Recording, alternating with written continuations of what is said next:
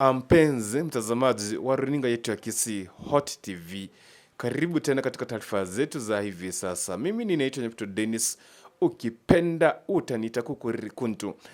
Karibu sana niweze kukufahamisha baadhi ya yale ambayo yaliweza kujiri siku ya jana, wakati ambapo waandamanaji kutoka Azimio One Kenya Alliance walikuwa wanaandamana siku ya jana. Kuna baadhi ya video ambayo unaitazama hapo, ni video moja kutoka mtaa mmoja wa Nairobi, wa mahali ambapo waandamanaji waliweza kurusha vitoa machozi kuelekea kwa walinda usalama, yani maaskari. Video hii inaonyesha kwamba maaskari ambao walikuwa wanatokea usalama wao, waandamanaji hao walikuwa wanarusha vitoa machozi. Aidha, ni swali ambalo limepaki kwa wananchi wa Kenya.